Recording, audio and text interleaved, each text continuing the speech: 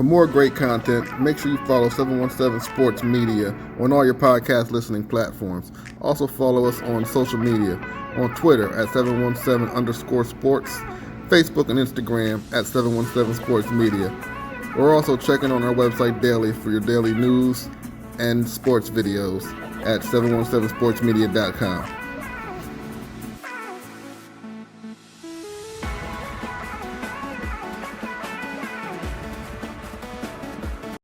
So, how's the off season been? How's the transition been? It's been good. I think something that definitely benefits us is having me specifically having been on the staff. I know these guys already. I know what to expect from them, and they kind of know what to expect from me moving into the season. They understand my coaching style, things like that. So I think that's been definitely the biggest benefit is just having been on staff before. And we tried to bring a couple coaches back from the previous staff that didn't go with Bud, and we got a couple guys back on staff that these guys are familiar with. So I think that's going to be our biggest positive thing moving forward, and hopefully can help us continue to have success. Winning a section title like that, you were part of it. Do you feel that you guys can maintain that success? I mean, the section's a little different, but a lot of winnable, games out there for you. You guys should be able to compete. Don't you feel that way? Yeah, I definitely think that we should be able to compete this season. We get a lot of guys back. These guys here, these two especially. They definitely contributed offensively. Obviously, losing Robert's huge. It's going to be something that we have to try to come to terms with, at least on offense. But hopefully we can kind of make up for that, playing a little bit of a different style of defense this season. So I think we can continue to have some success. I'm not going to sit here and, same as in the podcast, I'm not going to sit here and say we're going to run the table in this section or anything like that. But I think with these guys coming back, and we got, I think 7 of our 11 starters back offensively, so that's going to be huge for us. And moving forward, I just think that we got to be able to put it together. We got started a little bit late with some of our coaches jumping on just because of the way things work with the district. So, our offensive coordinator started at the end of July. So we've been kind of, we've been doing offense all summer long, but we just kind of started to hone some stuff in, towards the end of July here. So that's been the biggest struggle, I think. But, hopefully these guys are on, I think the biggest thing for these guys is going to be to continue to commit and, get their teammates to continue to commit. And I think that that'll be beneficial to us in having success moving forward. So, all right. So what we got here? Tell me your name and position, please. Chris Sabino, left guard and D tackle. Artie Poindexter. I play receiver and linebacker. Dominic Diaz-Ellis, and wide receiver and DB. Okay. Is there any focus that you had this offseason, specifically? Our biggest focus this offseason was week 1. We're still focused on week 1. But moving into it, I think we've been focused on week 1 in the sense that obviously Bud went to Eastern and that's our first game. But our other focus has been, like I said, playing a different style of defense. We've had some time to install it, and we're hoping to have a little more success defensively. We were winning games last year, but we were winning 60-48. That's not going to win us games this year when we don't have as much of a high-powered offense. It's rare that you can score 60 points a game, and it's even more rare you can allow 48 and still win. So just if you look back at our district game against Upper Dolphin, I think the final was 58-52 or something along those lines. Like, you can't win football games allowing 60 points a game, and so what? Especially shootouts.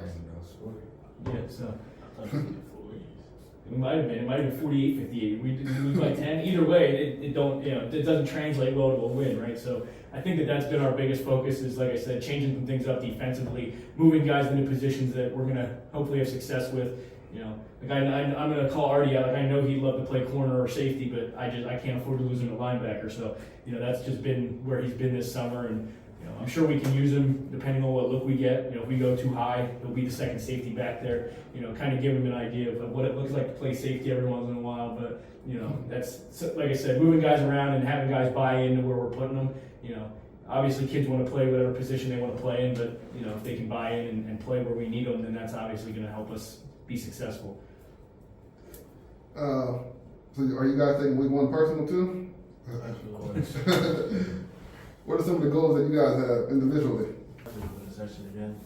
Probably definitely go longer in districts. Can't go out. And first round like last year. And probably trying to undefeated this year too. We should have lost to Donegal last year. That game was, I don't even know. I'm not even trying to talk about it. What about you? Same question. Yeah. just try to have personal goal to try to have more catches than I did last year, more touchdowns, and obviously week 1 need to win against Eastern and win district. First beat Eastern. Second win section. Personal. Probably get some looks at defense. Be one of the best D tackles in the league. And one of the best all O-linemen in the league. You talked about replacing Robert earlier. Is there who's next up in that line to try to fill those shoes? Yeah, so we've got 2 guys kind of competing for the job. One of them's a return. He's actually Robert's backup from last year. The other one's a sophomore that's on our roster. And they both got some good looks this summer at camp and things like that. But right now, Dejon Giles is our number 1, I would say. And as camp comes, obviously we're going to get a different look with pads on and things like that. So I can't necessarily say for sure. It could be a QB battle. I don't want to make it one. So right now we're going with the backup from last year. But we don't know until we get the pads on and really see what guys can do with timing and things like that. It's hard to judge a quarterback during the summer when you're going with air or with a shield. Once we get pads on and can see what kind of timing we have and that kind of stuff, obviously we'll get a better look. But right now, like I said, Dejon coming back, he was the backup behind Robert and has some experience in Friday night football games as a quarterback. Every once in a while, Robert didn't come out a whole lot, but so right now that's who we're going with, at this point. So. What do you guys do for fun outside of football? Basketball. That's true. That's where they're going tonight in a summer league. Yeah. Outside of basketball? Work out. Just work on my game or We had some wild answers here today. That's why I was play there. the PS4. We be on the game. I be on my phone a lot, so Game on the phone. TikTok? I just be scrolling. Yeah, see, Pat, we didn't hear no. What's the game from earlier? Spike ball. Spike ball. You ever heard of spike ball? Yeah, I don't know if people do that. I thought they only do that at the beach. Same, honestly, I didn't know people did that outside of the beach. I've never heard of it either until today. I knew what it was, but I thought it was, like he said, I thought it was only something you did at the beach. I didn't think it left there. I think one of them schools have a spike ball club now or something they were just talking about. Solanco. Solanco. Yeah, Solanco had a spike ball club. Yeah, that's nuts. So it's like fun. Well, anyway, best of luck this season. We wish nothing but the best. And we're all here to support y'all. Appreciate it. All right, thanks. Good luck, guys.